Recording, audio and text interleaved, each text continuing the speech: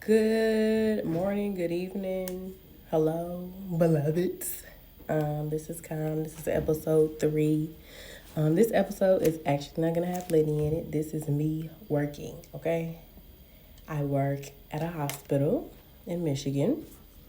I work 12-hour shifts. So I work 7 p to 7:30 a.m. in the morning.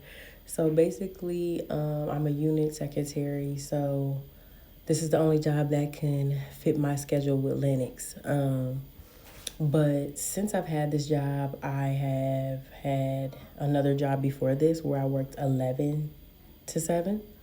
And I worked every day and I just could not maintain. So I literally went and got my bunion removed and done. And then I transitioned to another job. Um, so basically, I'm just going to walk you through that. So today I was very overstimulated. I haven't been sleeping that well. I worked this weekend, so I worked Saturday and Sunday back to back.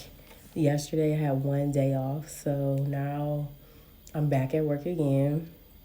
Um, so basically, working when you have a child with special needs is very hard. Because at first, when he was in therapy from 9 to 4, it was great. But I worked every single day. But now that I work 12, I work 3 days a week and every third weekend. So now it's a little bit more challenging because he's not in therapy.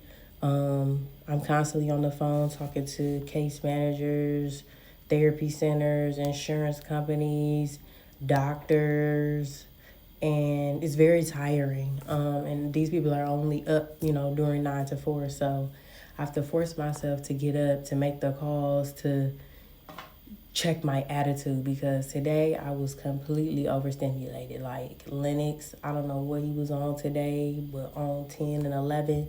So now I'm on 20. So we're all overstimulated in here. With that being said, overstimulation to me is like my life. If I'm not overstimulated with the relationships in my life, with my kid, with my job, with just trying to advance my career, advance my podcast, advance something, like everything is overstimulating. Like I'm pulling and doing in so many directions and I have literally no energy. Trying to conduct my businesses, so I can get them off the ground so I don't have to be here overnight has been very challenging. I am an esthetician. I am going back and forth from Michigan and Ohio to pursue my business and being an esthetician. But I just feel like a lot of people are really clicked up in Ohio. A lot of people clicked up in Michigan. It's like you got to be who's. And I'm really trying to step outside of that. Because the people who are all, famous, go get your, want to be whatever clicked up. These people have poor customer service. Like with me, you can come whenever with me. You can, you know what I'm saying? Like, I understand a schedule and trying to maintain a schedule when you have a kid. So I'm the esthetician for the moms.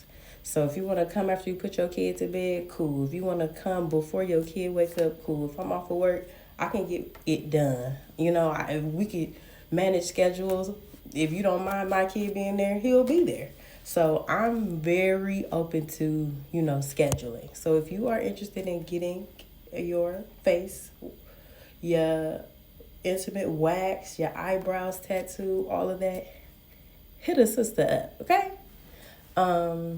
So basically working ever since I had Linux has been it's really taking a toll on me.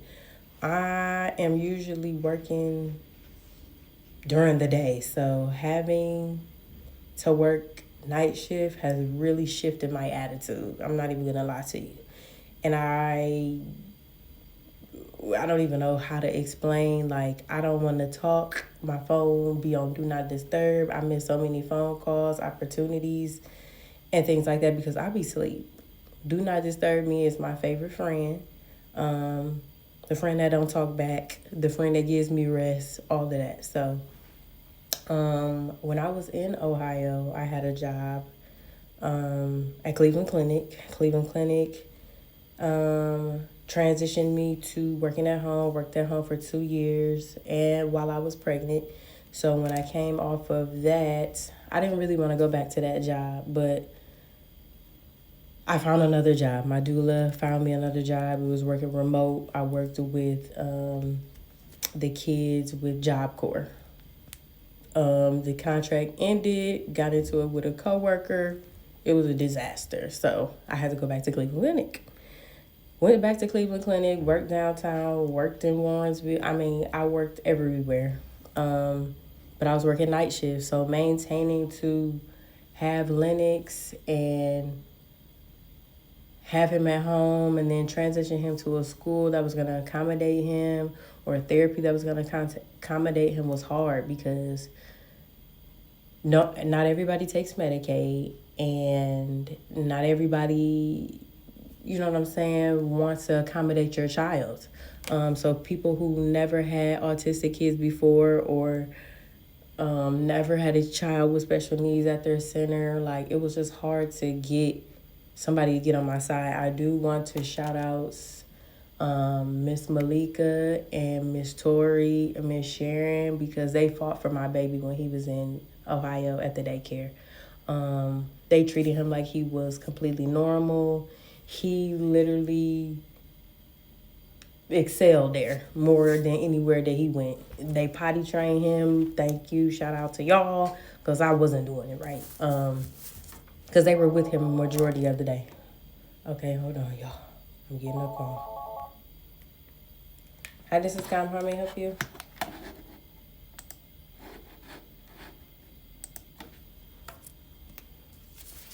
Let me send you over the charge. Give me 1 second.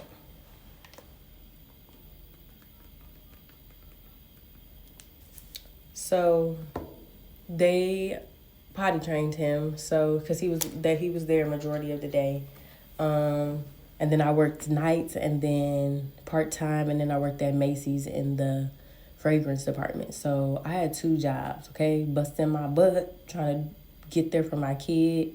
Ended up transitioning from Macy's and Cleveland Clinic, and then I went to a home health agency in Beechwood.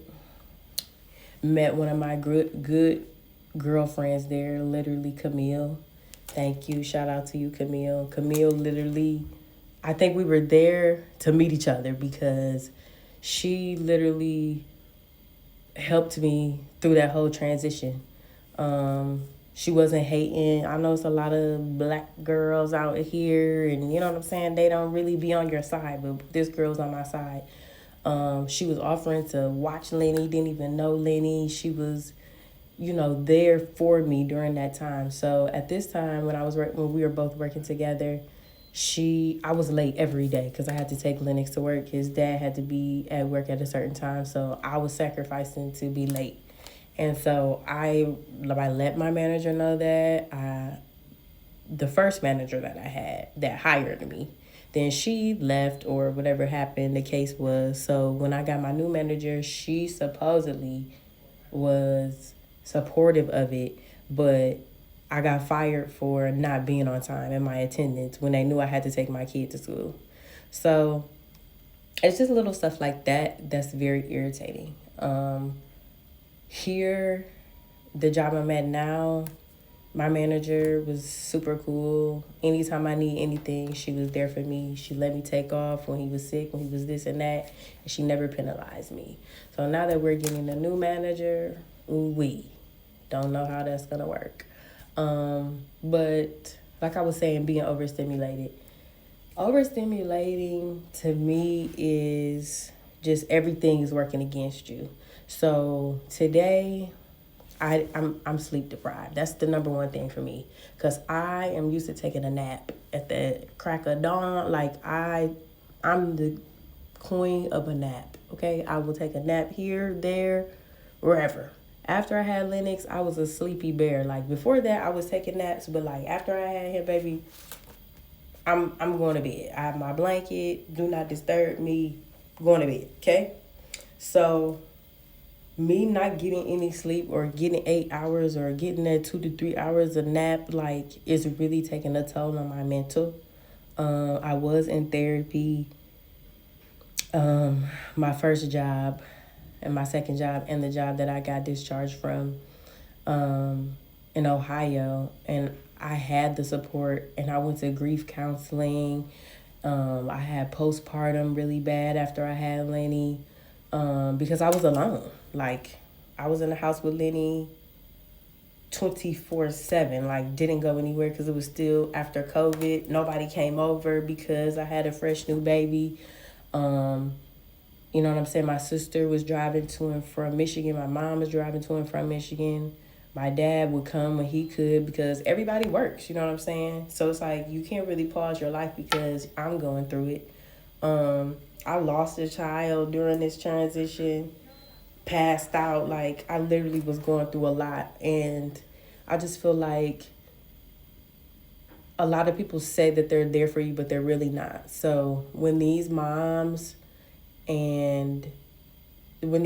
on TikTok, Instagram, crying and doing all of that, it is a real thing. We need help. Like, we don't need the views, we don't need the content. We actually need help. And it's just like, people will say that they're there for you and they're praying for you, but it's like, I'm not really feeling the prayer. And that's my honest thing. Like, you guys are not really checking for me. Ever since I've stated and said that my son was autistic, I haven't heard from people at all. You know what I'm saying? So I just feel like that, and that's why I kind of like distance myself from people, and it's so easy for me to cut people off. And people will say that that's mean or whatever it is, but it's like, I have to love you from a distance because it's different comments and different ways that people say stuff that is offensive to me. And it's like, once you get disrespectful or say one thing, you're out of here. And I just feel like you have to find your village. Like, for instance, Camille always calls me. She always checks up on me. She sends me encouraging things. Like, she never forgot about me, even though we don't live close to each other.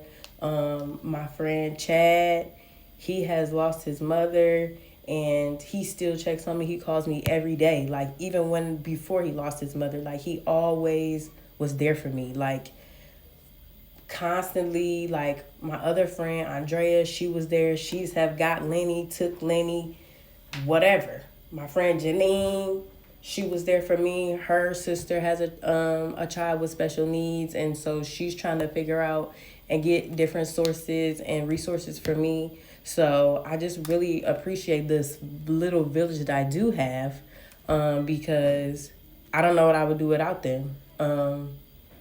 Even though this is a new diagnosis that I had to take on, and being a mother for the first time, it was really hard. Like, and I really didn't have an outlet to let a lot of anger go. And I feel like a lot of moms don't have time for that. Like, we don't have time to let it go. We don't have time to grieve. We don't have time to cry. So it's like, when these moms get on Instagram and TikTok and all of this, like, and start crying and saying that they can't do it anymore, my heart literally drops, because that's how I feel. Uh-oh. Okay, they ain't calling me. Because that's how I feel. So it's like, now that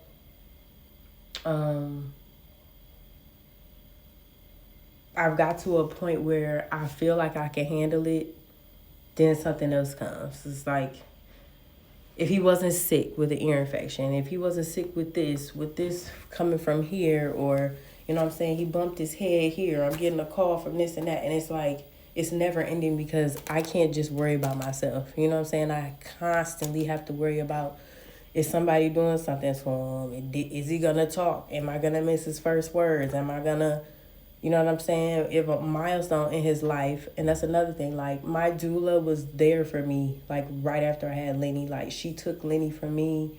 She watched Lenny for me. Like, and that was, like, one of the main people in my life that never left me. Anytime I asked her to watch Lenny, she always would. It didn't matter if she was tired or nothing. Like, she always watched him. And I just thank God for her, because I don't know where I would be if I didn't get that time. you know what I'm saying, to get to myself or to go out or to get some fresh air or go to work. Like, she would even come pick him up from my job. Like, that's how supportive she was to me.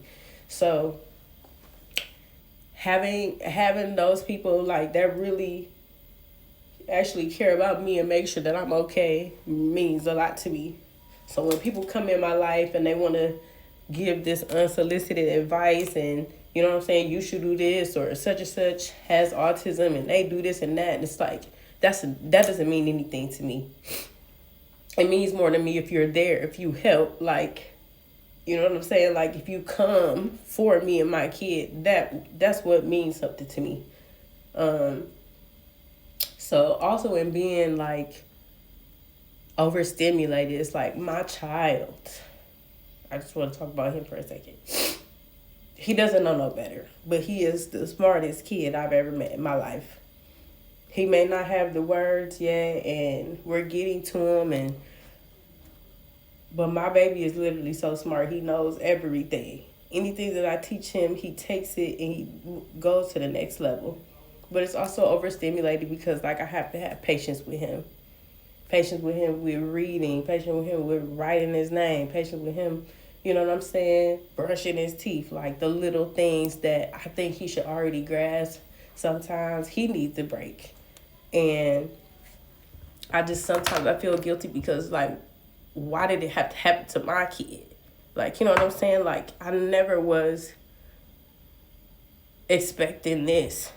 You know what I'm saying? So now that I have to grieve that, like, maybe my child may never talk. Maybe my child may never tell me I love you. Maybe my child may never say those words to me. So it's like I have to grieve that. Then it's like I watch all these other moms, like these new moms coming into, you know, this autism. And my heart goes out to them because I know how they feel. You know what I'm saying?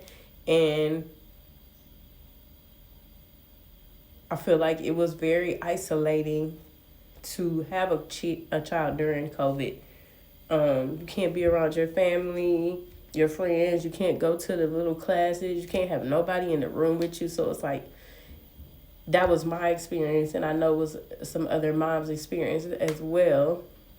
And then it's like they don't have support or they won't ask for help. And it's like, I was like that too, but I got to a point where it's like, I'm frustrated.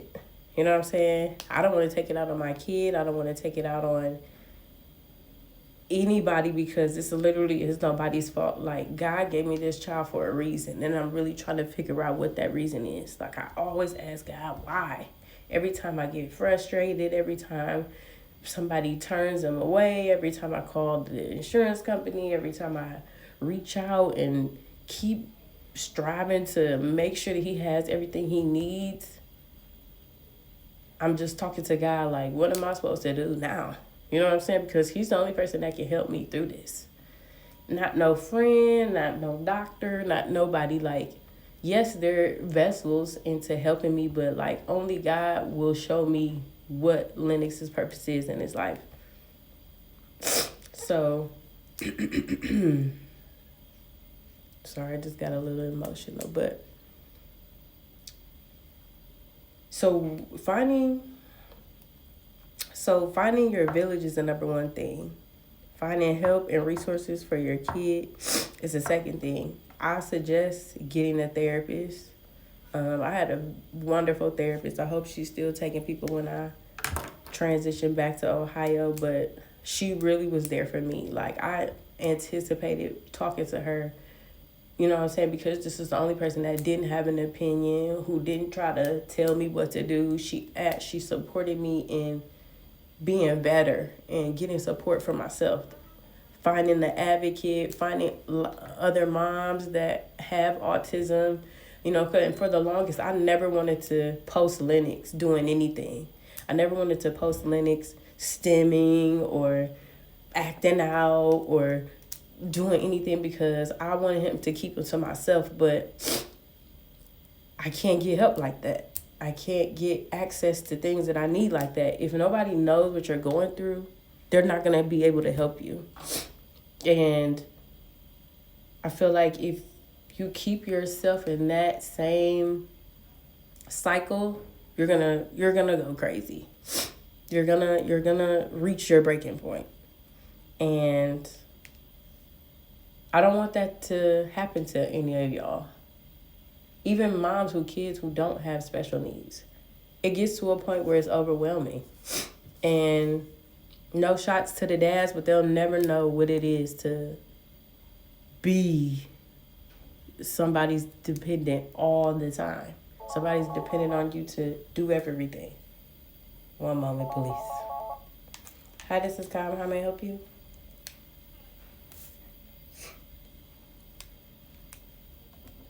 661. Okay, I'll put them in for you. All right.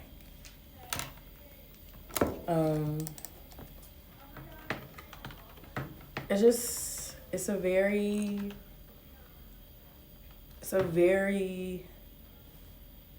I don't even know what the word to use.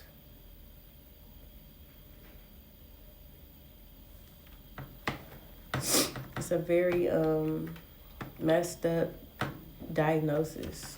I mean, I never heard of it until recently. I don't even know what autism was. And nobody really knows what autism is.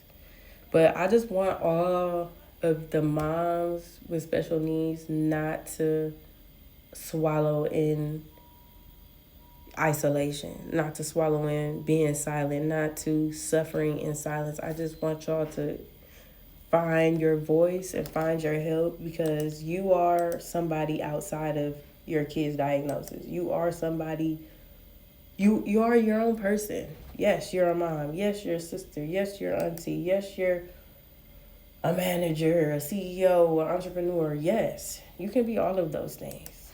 So don't let anybody limit you to anything. Like this podcast, I literally dreamed about it, and I literally was so scared to even just say anything because people are so judgmental. But I prayed about it, and I talked to a couple of my friends who have podcasts, and they were like, jump off the porch. And I was like, for real? They were like, yeah, what you waiting for? Like, a lot of people can benefit from this. So I'm just basically telling y'all how I'm getting through it. Overstimulation, for me, I mean, I don't know the politically correct definition, but it's messed up. It's very, I feel like that's my life. Like, the word overstimulated. Like, everything is overstimulating to me.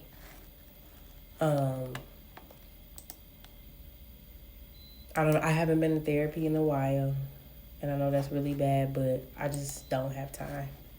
I haven't been to really do me without feeling guilty, and that's really what it is, because, like, I can have my kid here with me, and it's like, yeah, but you want to get a break, and it's like you can't get a break because you feel guilty. And it's like, I'd rather give him everything he wants in the house, but my baby is not a house baby. Like, I used to take my kid everywhere. Meeting people, going out to eat, my kid was with me. So when other people have all these babysitters and they going out of town, they traveling the world, I'm trying to figure out who y'all babysitter is, cause I need the info. And a lot of people, like, they don't want to watch your autistic kid. I just want to let that out. Like, oh, they'll like all your pictures on Instagram, this, that, and the third. But it's like, oh, can you watch my kid for like an hour? Nope. Oh, okay. Oh, now everybody's busy, and oh, I gotta do this and that. And it's like, okay, girl, that's the type of help I need. I don't need help with anything else. You know what I'm saying? So I think that you really have to be mindful of friendships and support, because people will do stuff with ill intent and then try to flip it back on you like, well, I didn't have to watch your kid. I don't have no kids. And it's like, if that was going to be the case, you just should have just said, no, baby. You know what I'm saying? Like, you can say no. No is a full sentence. It's an N and an O. So, with the insurance, I just want to talk about that real quick. I know that y'all think that Medicaid is this fabulous thing where you don't have to pay for things, but it's not taken everywhere. With being in health, with their healthcare field, they treat people with Medicaid bottom of the barrel. Okay, I've had to go in on doctors. I've had to write doctors, directors. I had to go to the old Buzzman's office. I've had 5 different pediatricians for my son. You know what I'm saying? I've cut into a lot of people because I have Medicaid because I can't keep no job. I have Medicaid because I keep getting cut lower and lower in wages because nobody will watch my kid, or I don't have anywhere to take my kid, or I have to take this job in these hours and it's pay because I don't have anybody watch my kid during the day. So it's like, it's not a miraculous thing. And people think if you have Medicaid, you can just go anywhere. You can't. People think that if you have Medicaid, you can just, you know what I'm saying? That's another bill that you don't have to pay. But when you get turned down because you have Medicaid and you get looked at differently because you have Medicaid, it changes you. So it makes you want to go harder because, like, what is my child different from your child that has Blue Cross Blue Shield or HAP or Medical Mutual or HAP or whatever the case is? Why do they get better care than my kid? And I don't come from being on Section 8 or food stamps or none of that. All of this is new to me. All of this is new. Like, I never was on none of that. My parents are very well off. My parents had money. I didn't live nowhere near nothing that was ghetto per se or low income. I never lived this life. And I still don't. I just don't have enough money to pay for all of these things that everybody got.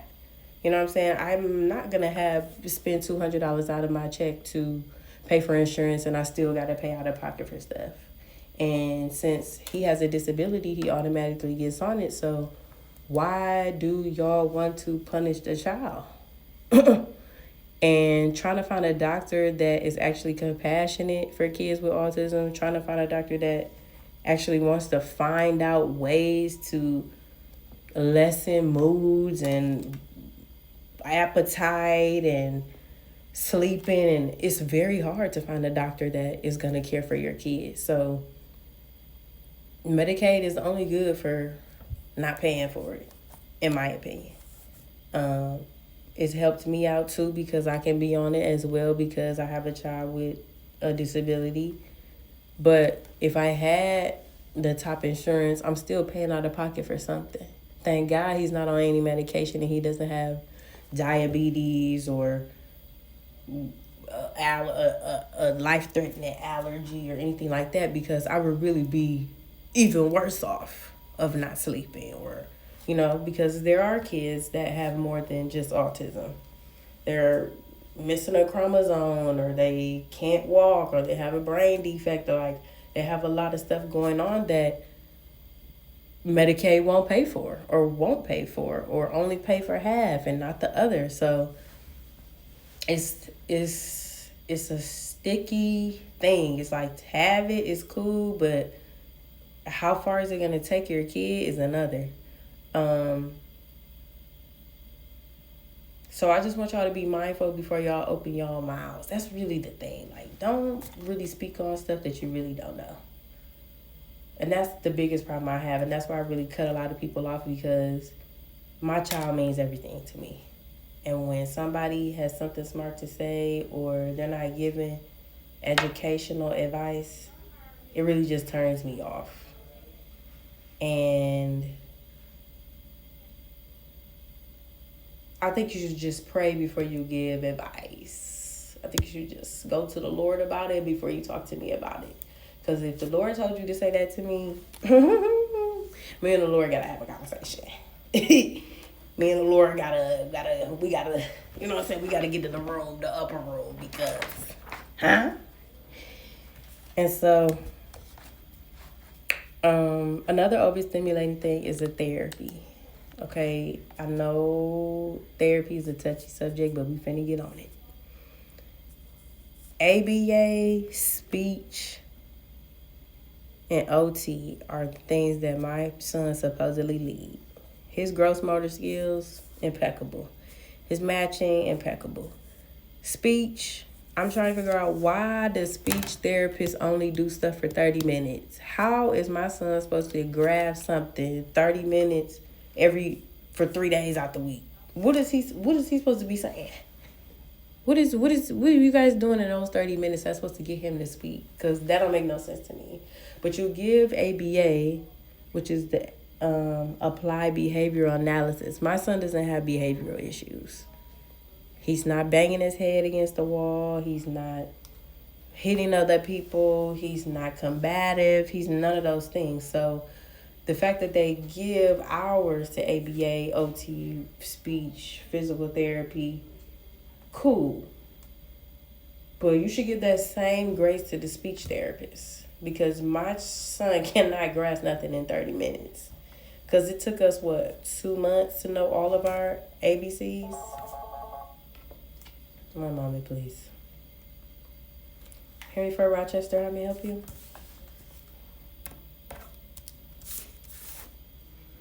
Yes, give me 1 second.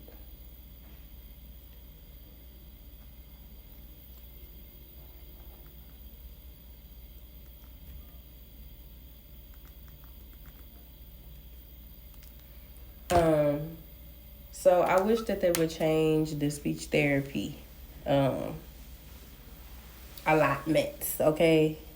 I wish they would change it to an hour, 2 hours, 3 hours, 4 hours a week instead of 30 minutes. An hour and 30 minutes for the whole week is wild to me. I wish they would stop putting limits on how much a kid they think should get.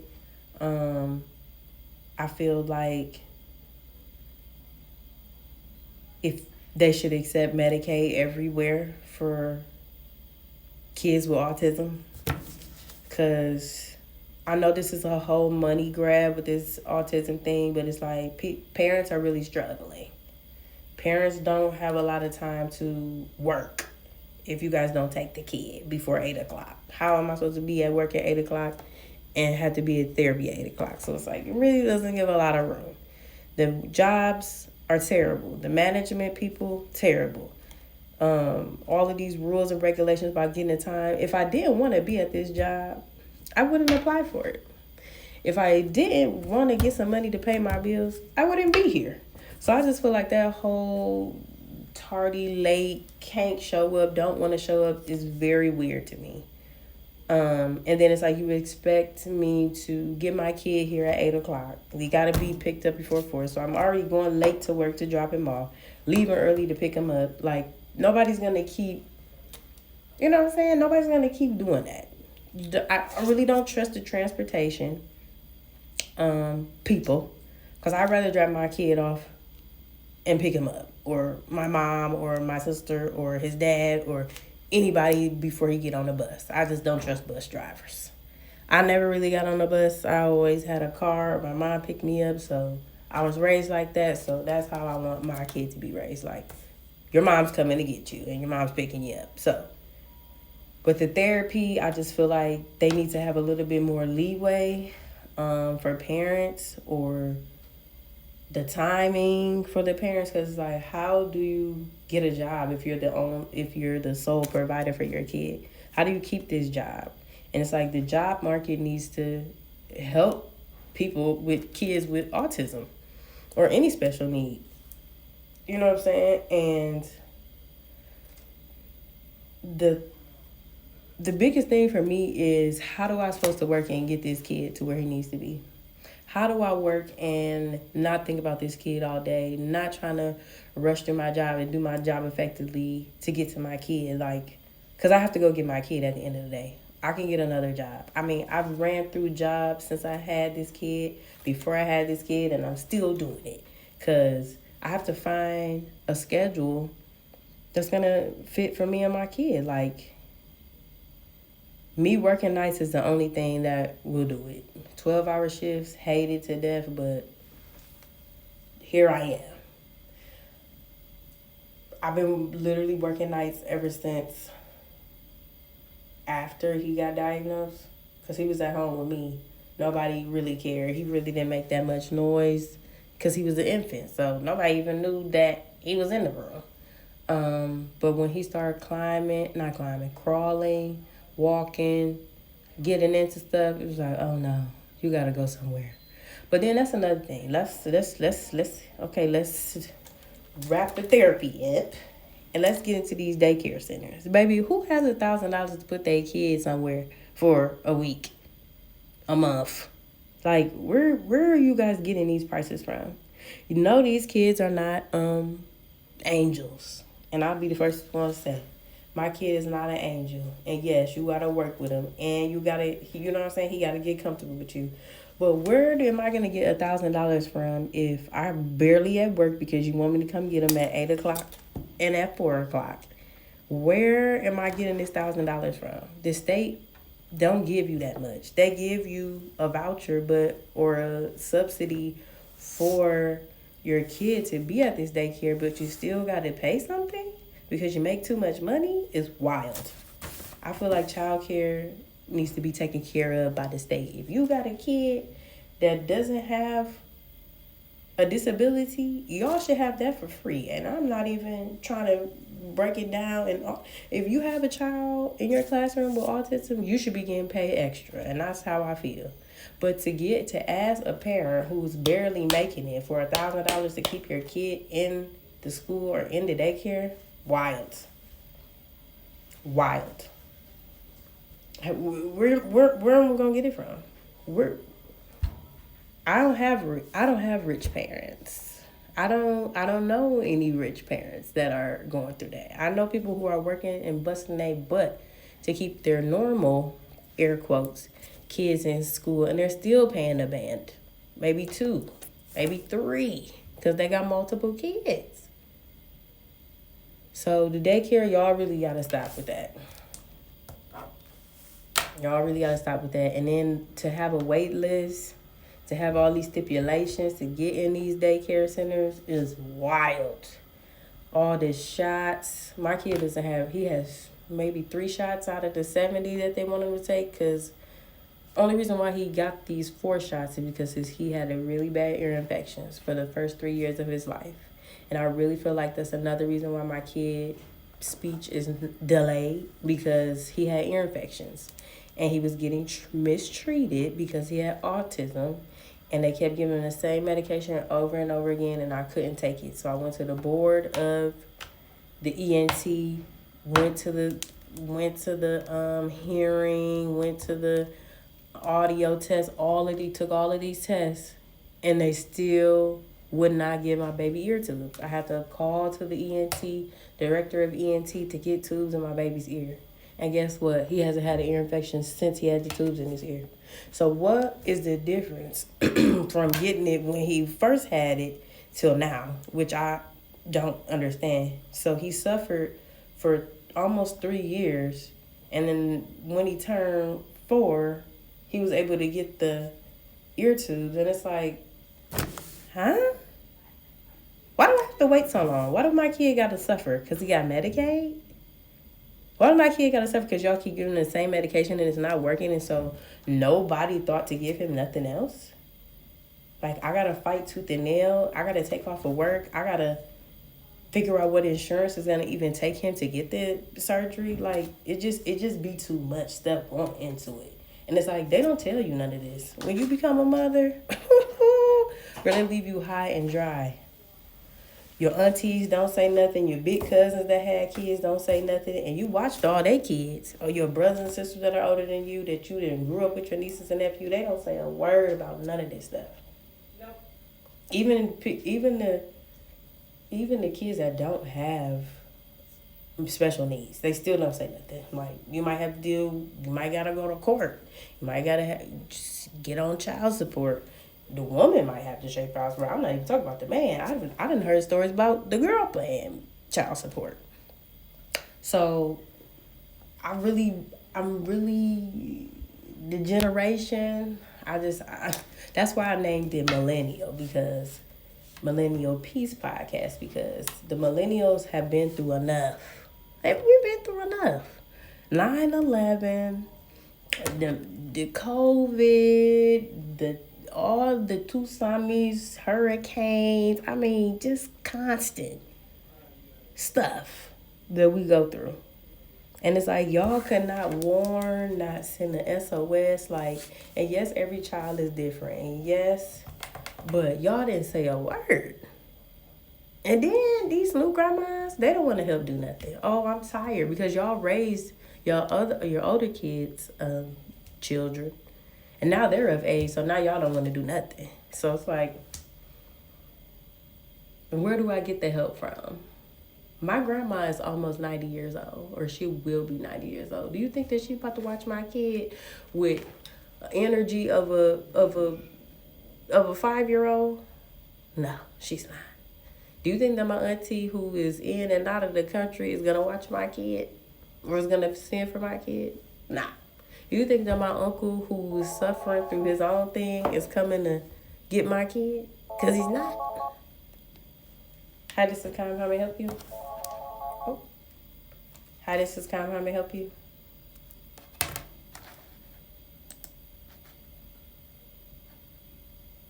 Okay. Alrighty.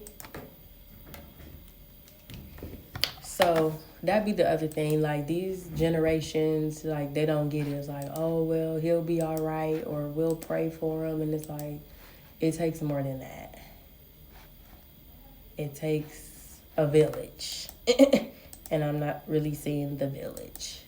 And I can't really even fault the generations, because it's just like, I seen, like, my brother, I have an older brother. I've seen what he went through with his baby mamas. And I was like, ooh, I do not want to be now one of them ladies. Because I'm not going to call anybody out their name, because I'm working on myself. And so I didn't want to be one of those mothers. I didn't want to be a mother that kept their child away. I didn't want to be a mother that, you know what I'm saying, wasn't present. I didn't want to be a mother that made the responsibility my mom's, because it literally was. And I didn't want to invade in nobody's privacy, so I took it on the chin for 4 years. I didn't ask for help. I didn't want the help. I wanted everybody to get out of my face. Anybody that watched me suffer, and my suffering, what I think is suffering, please back up. Half the people at my baby shower, I don't even talk to them. Haven't heard from them. So that doesn't speak volumes, and I just don't know. So yeah. So parenting as a millennial is wild, because I was raised off get beat, ask questions later. But I don't do that to my son, because he doesn't talk. So what would I be hitting this man for if he can't articulate what he got going on? You know what I'm saying? Like, I watch my other friends parent their kids the same way I do. Like, gentle parenting, it only goes so gentle for me, because Lenny be taking me there. But I'm never hitting my kid because I'm frustrated or I want him out of my face. Like, no, he can lay in the bed with me until he's 80. Crippled and old, me and him in the bed. Like, me and my kid, we used to take baths together until he, you know what I'm saying, he grazed my butt. And I said, he got to get out. But up until then, like, my kid, I'm his safe space. So it's like, I don't understand when people mistreat their kids. Like, that really burns me. Like, why are you doing anything ill will towards this child? Like, what did you have them for? So, my parenting style is basically gentle, I would say. Like, I let Lenny do, because right now he's fearless. I mean, he's jumping on my counters, he's getting the popcorn, he on the stove. He's doing his thing. So it's like when you hurt yourself, I want you to know, like, you wanted to do this. This is not because I can say get down, get down, get down, get down, get down 1,000 times. Do you think that this man is getting down? No. Because he knows everything. So it's like, oh, okay. Well, if you know it, babe, God bless. You know what I'm saying? So, but he has boundaries. I just don't let him run amok, but he has boundaries. He knows how to put on his socks, his shoes, his hat. He knows how to feed himself. Like, and these are all things that he's done on his own. Like, I don't have to do them for him. I don't have to take him to the bathroom anymore. He's potty trained. He goes to sleep on his own. He sleeps through the night. So part of that is, you know what I'm saying? He kind of groomed himself. Like, I don't have to beat him to sleep. I don't have to beat him to eat. I don't have to beat him to do anything. And I feel like maybe their generation is missing a lot of structure. The generation that raised the millennials, like, they didn't really give us a lot of space to make a mistake. They just made you. I think you're doing something. I can hear through the walls. It's like, yeah. So it's like Lenny cleans up after himself. He make a mess. Oh, baby, I'm not cleaning it up. We're gonna clean it up together, or you're gonna do it. But I'm gonna stay here and support you until you clean it up, and then we can go do anything you want to do after that. Like, my parenting style with him is, I think, very special to me. I don't really yell at him. I explain things. We have eye contact. You know what I'm saying? When he get frustrated, we hug afterwards. Like today, we're working on writing his name, baby. It took 40 minutes of tears and all hyperventilating and calling his dad. Oh, he wants his daddy, okay? Daddy. And so I called him. Dad was on the phone. We're trying to get LENNOX on the paper. We're trying to spell TAN, CAT. You know what I'm saying? Like, we're trying to advance him. So, yeah, tears are going to happen. Attitude's going to happen. But we love you at the end of the day. This, like I always tell him, this is not a punishment. Nothing that I ever do to you is a punishment. Unless I physically state that out of my mouth. But majority of the time, I'm trying to help you. Because if anything happens to me, I know that you know what I taught you. I know that you know how to put your clothes on. I know that you know how to eat. I know that you know how to use the bathroom. We're working on washing up. Like, I know how you know how to brush your teeth and brush your hair. Like, I know those things. So it's like, if anything does happen to me in this life, I know that my kid knows something and that I taught him that, or his dad taught him that, or his aunties, uncles, grandma, friends, aunties. Like, I know that he's just not out here not knowing anything. So that's my main thing. And it's like, I gently taught him all of these things. On top of him being in therapy, on top of him being around other kids, like, he's grasping a lot of things that I didn't think that he was ever going to do, because this man who went to school for 15 years said he would never do it. But I believe in God, and I really one day want to go back to this doctor when my son talks and say, hey, you said he would never talk. You said he would never be potty trained. You said he would never do anything. But look at him. But that's all by the grace of God. But by the time Lenny gets to this man, I don't know where he's going to be, and I ain't looking for him because I don't have to prove anything to anybody. The only person that I fear and have to prove something to is God, because at the end of the day, he got the final say-so. So it's overstimulating. It was very overstimulating. So that's why I always, we bring the sacrifice of praise into the house. Because that's all I'm doing is sacrificing. Being up all the times of the night, Lord, when I could be in another bed, sleep. So yeah.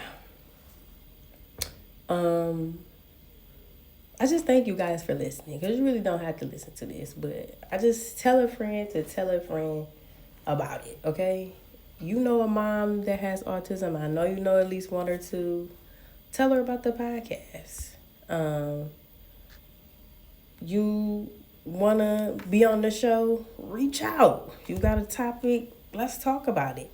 I'm not really, you know what I'm saying? I'm not really judgmental. I learned not to be judgmental. I was humbled completely when I had my kid. And I want to show that my kid what a good parent is. I want to show my kid how to have grace for people when I didn't and when I didn't want to.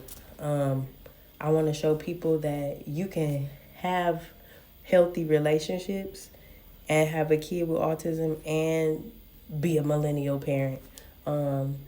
I want to be a support to whoever needs it. You can always reach out to me on Instagram or TikTok or whatever it is. Like, I'm here and I'm willing to listen to you. If you want to vent, cry, scream, twerk, whatever you want to do, babe, I'm with you. So I just want to, real quick, I just want to pray for all the moms. Lord, I just thank you for everything that you're doing in all of our kids' lives, Lord, with the speech and with the behaviors and with all the things that you're working for their good, Lord. And I just thank you for the listening ear that is here that can help the next person, because we are a village and we need to help each other. So, Lord, thank you for building this community and building it strong, Lord, for the next mom who needed to release and feel like she is somebody, Lord. Just don't let the mothers or the fathers who are dealing with this lose their identity, Lord. Let them turn to you and have your way, God. Just have your way in their life to show them that there is grace, there is mercy, there is blessings behind the trials and the tribulations that they go through. In Jesus' name we pray. Amen. Love y'all. See y'all next week.